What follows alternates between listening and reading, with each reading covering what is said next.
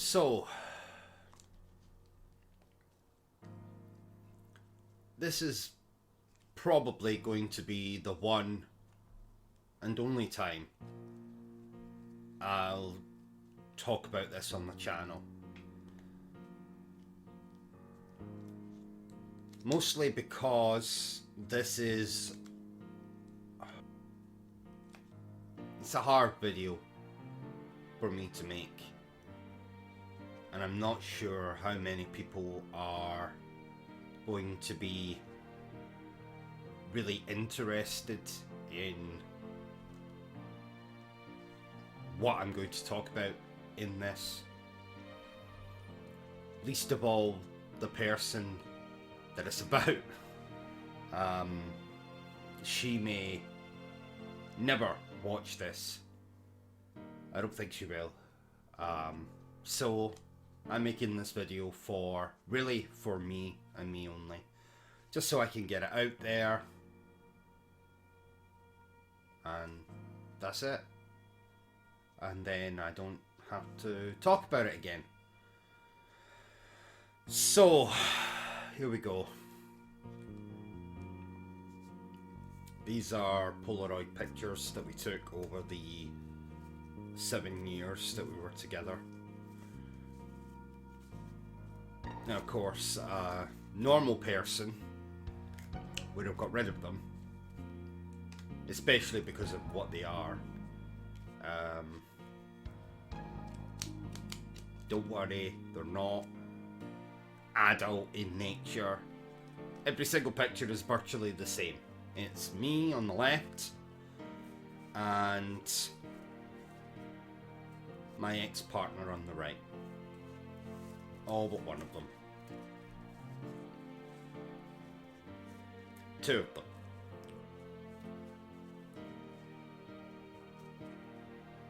And from various points over the years. So this one was our second date, which we had in this house. That one was a year or two later. This one is when we got stuck in torrential rain in Glasgow here.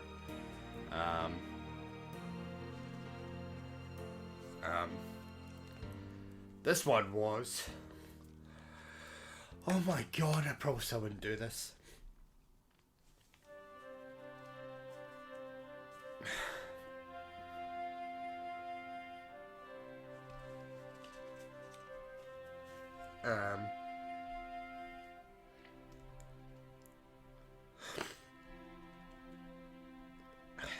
Shit.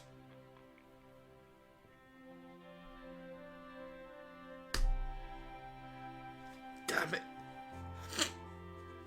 Sorry.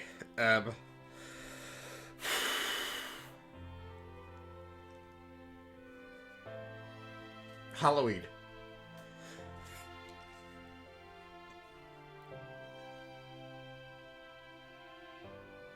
That was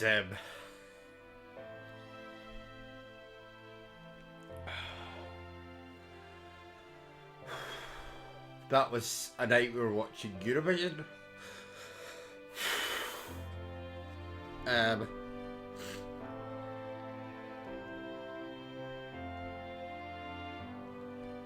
She was the first person who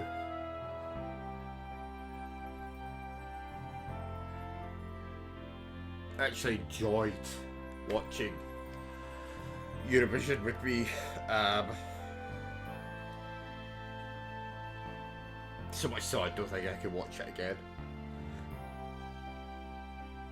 That's another Halloween one. We did this thing at Halloween where she would buy... stop it. This is just too...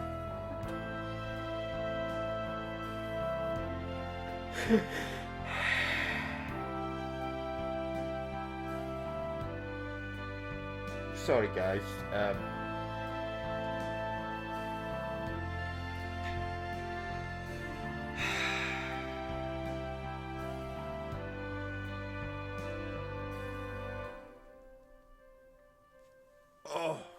shit.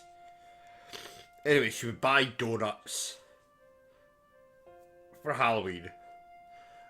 And we would take a goofy picture.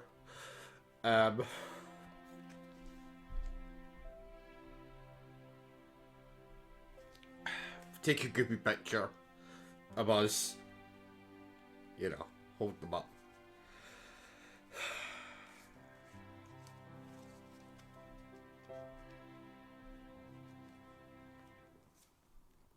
This one is my favourite. I don't know why. Maybe because I don't look like complete shit in it. She looks...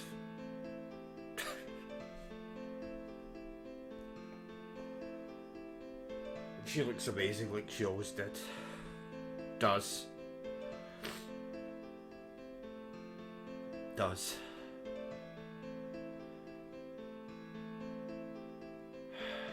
Right, I'm gonna put the pictures down there. Gonna have a drink. And we're just gonna talk.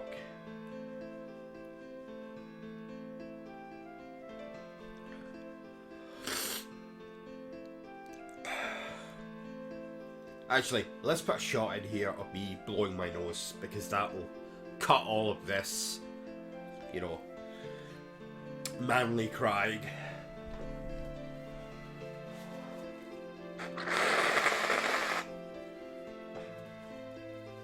Oh, shit.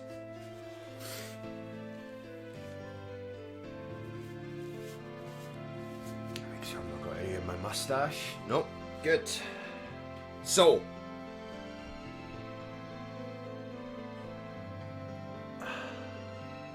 Jesus. I think I wouldn't have any water left in my bloody system.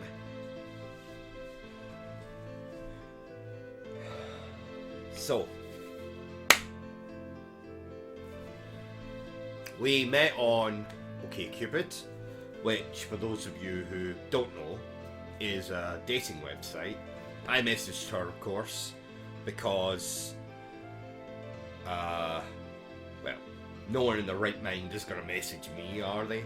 I did probably look exactly the same as I do now, except I didn't have a full beard. I was sporting what I call the musketeer look.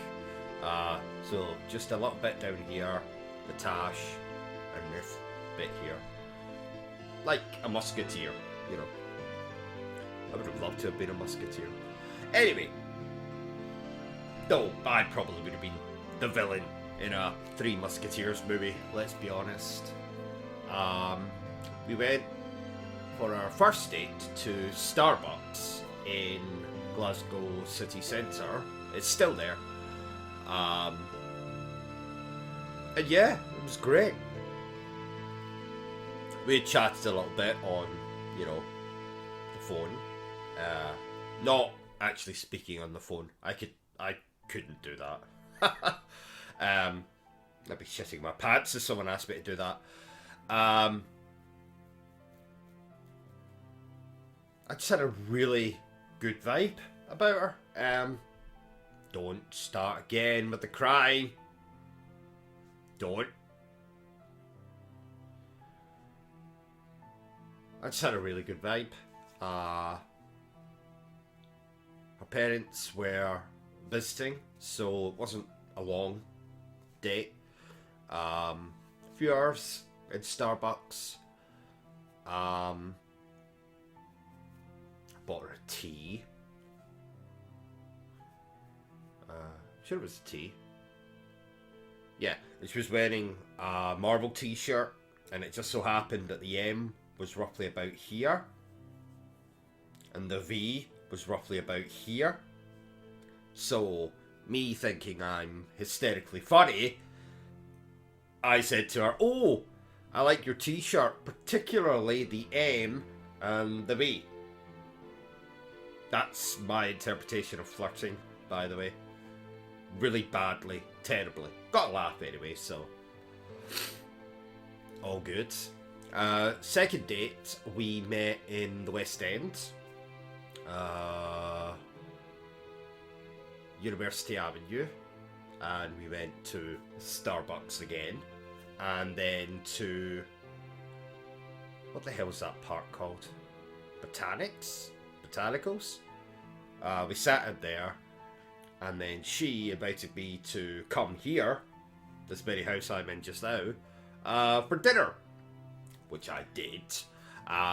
We were watching movies, we were drinking wine, one thing led to another. You know, I don't have to go into all of that.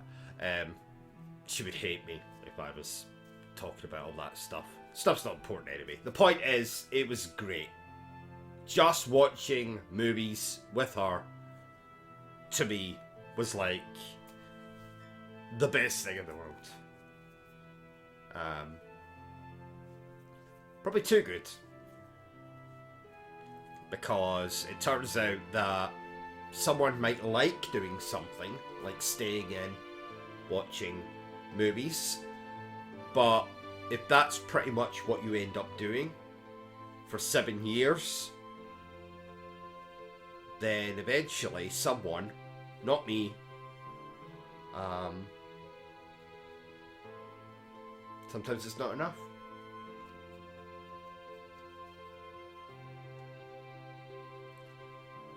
Our third date, which was our last date, 3 dates, 7 years, doesn't really add up, does it? Our third date, she was at work, she was getting off early, we weren't supposed to see each other till the week after. She texted me and said, "Oh, I'm leaving early today, we can meet up." So we met on Byres Road, came back here. I don't remember exactly what we did that day, but the consequence ended up being I was having such a nice time. We were watching movies, we were talking, we were learning all about each other. There was a piano in here, bizarrely, which belonged to someone who used to live with her. I don't quite know how it happened, but it ended up that we had the third date and I was here and I didn't leave. Somehow we went from 3 dates to me living here. Now, I was living with my mum and dad at the time. I didn't want to be living with my mum and dad. I, by this point, had already fallen really fast for my ex-partner. I'm not going to say her name. She might be okay with me saying her name. Some of you probably know her name anyway, but I'm not going to. I fell really fast. And like a lot of things with me, I think that if I do something a particular way, that everyone else does it. And as it turns out, to my detriment, people don't always think the same way you do. And that's a big lesson. Just because you're happy spending most of the day indoors, watching documentaries, watching films, chatting, making stupid jokes, just because you're content with that doesn't mean that your partner will be. And I learned very late on, before the breakup, pretty much the day of the breakup, that although I had been told before this, but when you don't treat your partner and take her to dinner and show her a good time, so to speak. I'm not talking about sex. I mean, take her to dinner, take her on holiday, treat her every now and again, buy her flowers. When you don't do that, and you don't think to do that, it can cost you. And it certainly cost me. because she is, and as far as I'm concerned, always will be, the love of my life. And if I had just done some things differently, I wouldn't be sitting here making this. Probably. Things would have been very different. And I'm dreadful at figuring things out after the fact. There's been so much in my life, so many things that have gone wrong, that after the fact I will say, if only I'd done X, Y, and Z. But once the damage is done, the damage is done. You can't go back anymore. You had your chance and you blew it, and that's exactly what happened here.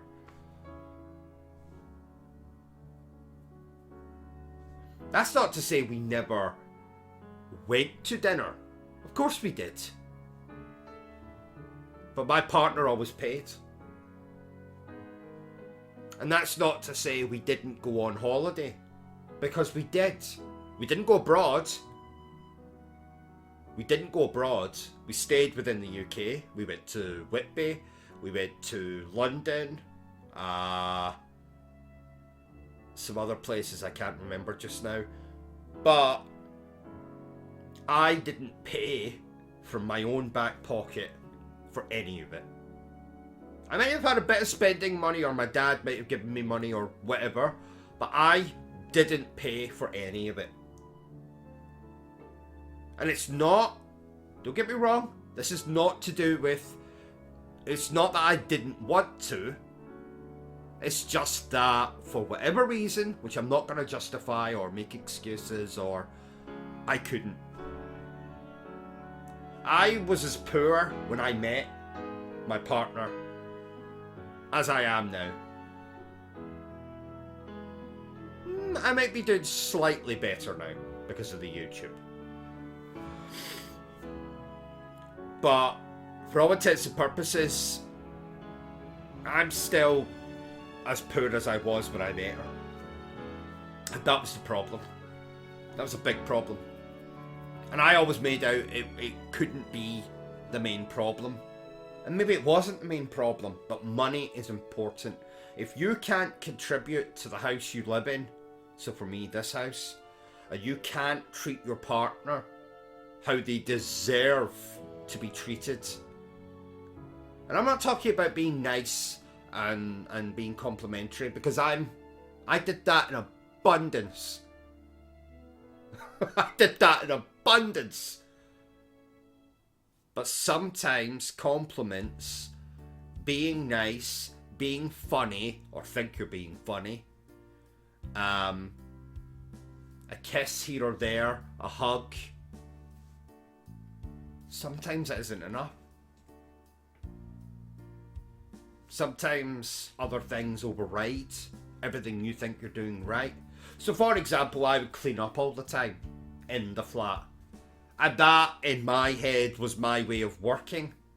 I wasn't being paid for it, but that was my way of trying to make it up to my partner for the fact that I didn't or couldn't work in the conventional sense. And it wasn't just money. I'm probably not an easy person to live with. You know, I have a lot of anxiety.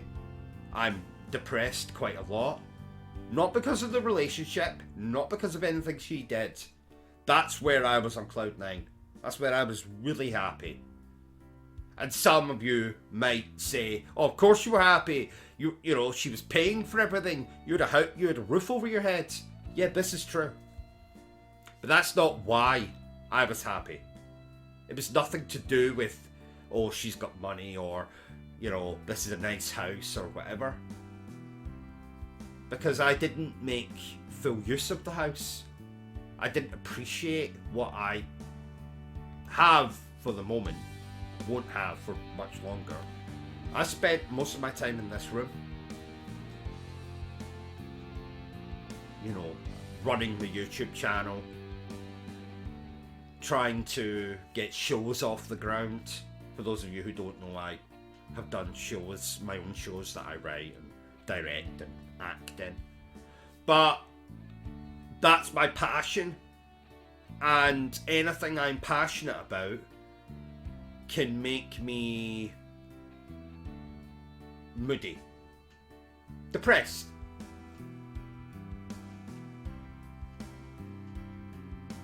And I would never take anything out on my partner, but she would have to listen to me when I was ranting or raving or upset or crying because things, show-wise or because of my YouTube channel, weren't going the way I wanted them to go. And I think if it, okay, it wasn't that often. This would happen once every so often. But I think eventually, if you're the type of person who doesn't share that same passion for what you're getting upset about, I think eventually it's going to be emotionally draining on them, as much as it is for the person who's going through it. The problem is, whenever I was depressed or anxious, she would feel the after effects of that because, to use an example, I never wanted to go anywhere. I mean, even now, I can't get on a train, I can't get on a plane, I can't get on a bus. I walk everywhere. And there's only so far I can walk, because I'm not the healthiest person in the world. And I'm not particularly comfortable walking down the street. Sometimes. All it takes for me to see one drunk person or, you know, someone I deem to be a drug addict or whatever, and I panic. I think something's going to happen. So 9 times out of 10, given the choice, do you want to go and see people? Or do you want to go away for the weekend? Or do you want to stay here? I would choose to stay here. Because I'm safest here. I'm most comfortable here. The problem with that is, my partner maybe didn't share, or doesn't share, my same level of anxiety and fear and getting on a train and getting on a plane and getting on a bus or whatever. So that's exhausting. And there's many amazing things we did. We went to Whitby, which is one of, if not my favourite place in the whole world now. Whitby's a prominent location in the book Dracula. So we went to Whitby Abbey, we did the Dracula experience, we stayed in a hotel called the Stoker Room. That's not the hotel, that's the name of the room we stayed in. Amazing place. If I could move now, that's where I would move. I don't think I could because that's where I went with her. And I think it would just be too painful for me. We went to the theatre. We went to the cinema a lot. I haven't been to the cinema or the theatre since the breakup happened. Mostly because I have trouble going places on my own. But I just can't enjoy anything like that anymore. It's like I said earlier about, if you didn't hear me because I was weeping or whatever, the Eurovision thing. She's the first person in my entire life who truly wanted to watch Eurovision with me. And we did it every single year. For the 7 years, every year without fail. Another show, The Apprentice, we watched all the time.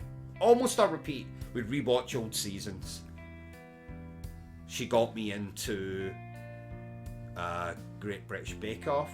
Is that what it's called? Great British Bake Off. Anyway, you know what I'm talking about. Sewing Bee.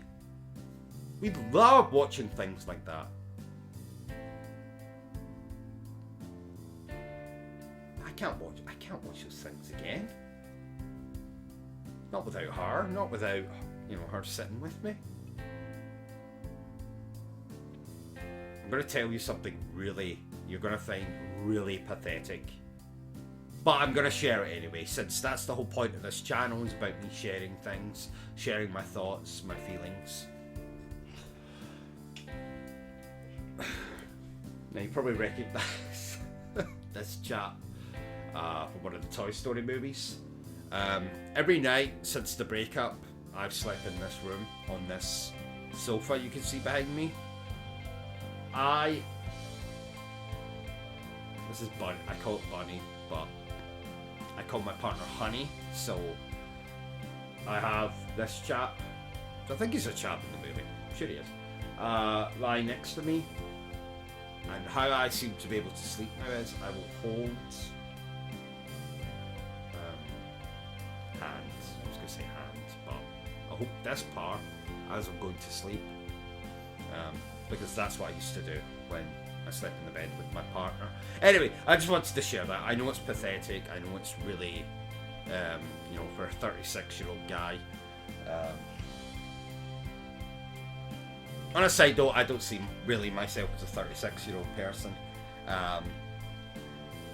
In a lot of ways, I'm still a teenager. I still have the same aspirations and dreams that I had when I was a teenager. I still feel about things the same way I did as a teenager. I still cry at movies and video games and all that jazz, like I did when I was a teenager. So I have never made not made the transition properly into adulthood, and I don't think I ever will. I really don't think I ever will. And I certainly don't think I could ever subject another partner, romantic interest, to what my ex-partner had to put up with, as in me. Because I'm still poor. I still don't have that big dream of the shows. Like I kept saying to my partner, don't worry, one day, you know, it will work, something will happen, I'll get big, people will know who I am, I'll be making money, da-da-da-da-da-da. Excuses. But I still cling to that even now. I still think going forward I'm going to think like that still. Because it's what I have to do with my life, is entertain people, put on shows and act. If I can't do that, I might as well not do anything.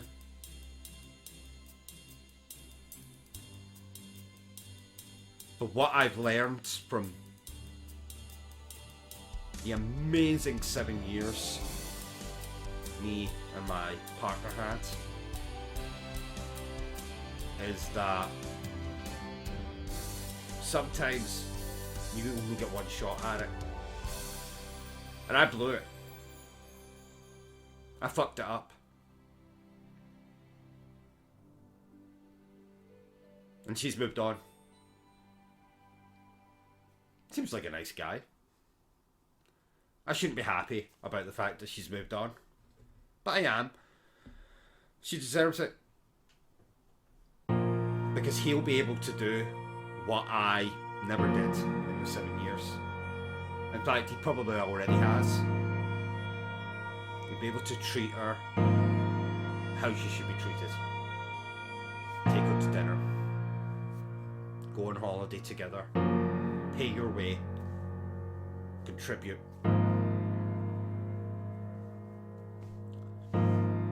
Another thing I wanted to share was, make sure I cover her name up, was this.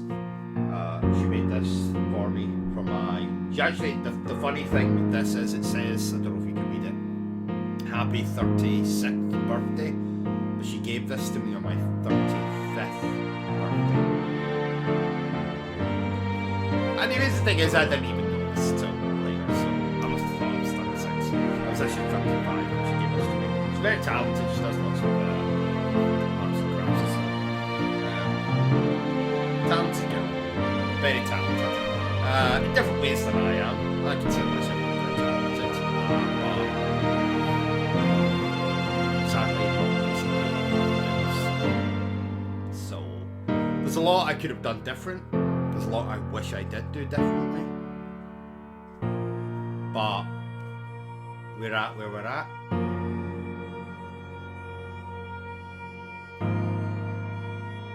It's not 7 years I'll ever forget. I know people will say just give up, move on, blah blah blah blah. No. That's why I've still got the Polaroids. That's why I've still got the cards. That's why I still got this. Because I think it's gonna be impossible to fully. I can move out here.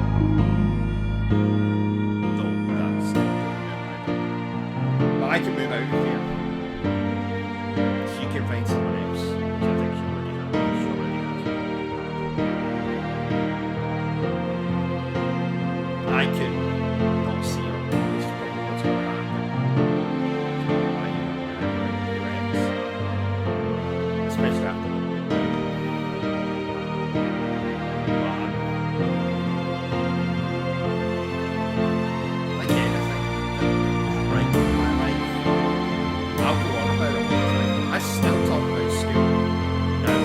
I've been out of school for 20 years. I left school in 2004. It's now 2022. I still, to this day, talk about school experiences and how much fun it was. I just love the fact that you knew what you were doing every single day. Go to school, you come home, then you can do everything else. You don't have to worry about getting a job. You don't have to worry about paying bills. You don't have to worry about anything. You just go, enjoy it, and then come home. I miss when life was that simple.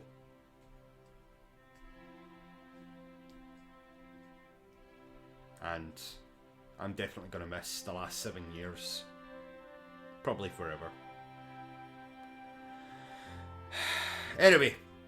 I hope this wasn't too cringy for all of you. Oh, and if you're wondering, the music that's been playing underneath this is various songs from the musicals that I've written, produced, staged, all that kind of stuff. So hopefully you enjoyed the music. Hopefully it wasn't too loud.